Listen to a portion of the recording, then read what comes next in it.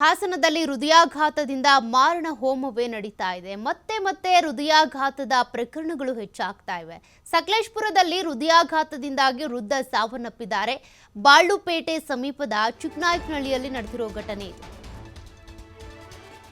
ಹಾಸನ ಅಂತ ಬಂದ್ರೆ ಹೃದಯಾಘಾತ ಅಂತ ಬಂದ್ರೆ ಹಾಸನ ಅನ್ನೋ ಮಟ್ಟಕ್ಕೆ ಹಾಸನದಲ್ಲಿ ಹೃದಯಾಘಾತದ ಪ್ರಕರಣಗಳು ಹೆಚ್ಚಾಗ್ತಾ ಇವೆ. ಆ ರೀತಿಯಾಗಿ ಗುರುತಿಸ್ಕೊಳ್ತಾ ಇದೆ ಹಾಸನ. ಬಾಳುಪೇಟೆ ಸಮೀಪದ ಚಿಕ್ಕನಾಯಕನಹಳ್ಳಿಯಲ್ಲೂ ಕೂಡ ಮತ್ತೋರ್ವ ಸಾವನ್ನಪ್ಪಿದ್ದಾರೆ. ಹೃದಯಾಘಾತದಿಂದ 70 ವರ್ಷದ ಸಿಬಿ ವಿರೂಪಾಕ್ಷ ಸಾವನ್ನಪ್ಪಿರೋದು.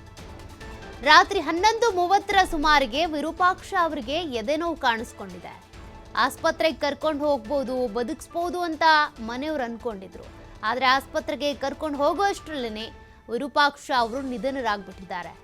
ಹಾಸನದಲ್ಲಿ 40 ದಿನಗಳಲ್ಲಿ ಹಾರ್ಟ್ ಅಟ್ಯಾಕ್ಗೆ ಬಲಿಯಾಗಿರೋದು 28 ಜನ.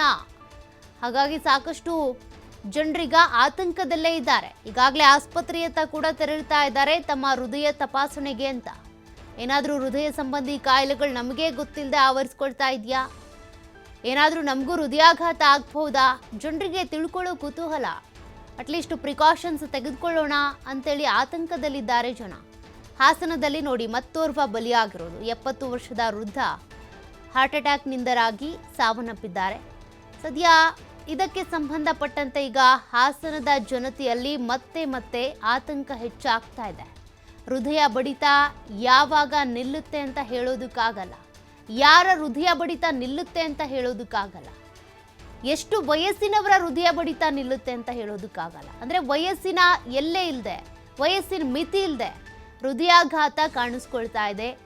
ಈಗಾಗಲೇ ಪುಟ್ಟ ಮಕ್ಕಳು ಇದಕ್ಕೆ ಸಾವನ್ನಪ್ಪಿದ್ದಾರೆ. ಯುವಕರು ಬಲಿ ಆಗ್ತಾ ಇದ್ದಾರೆ. ಸದ್ಯ 70 ವರ್ಷದ ವಿರೂಪಾಕ್ಷ ಅನ್ನೋರು ಕೂಡ ಎದೆನೋವು ಕಾಣಿಸ್ಕೊಂಡಿದೆ. ಆಸ್ಪತ್ರೆಗೆ ದಾಖಲು ಮಾಡೋಣ ಅನ್ನೋಷ್ಟರೊಳಗೆ ಮಾರ್ಗ ಮಧ್ಯದಲ್ಲಿ ಅವರು ಸಾವನ್ನಪ್ಪಿದ್ದಾರೆ ಅನ್ನೋದು ಗೊತ್ತಾಗ್ತಾ ಇದೆ.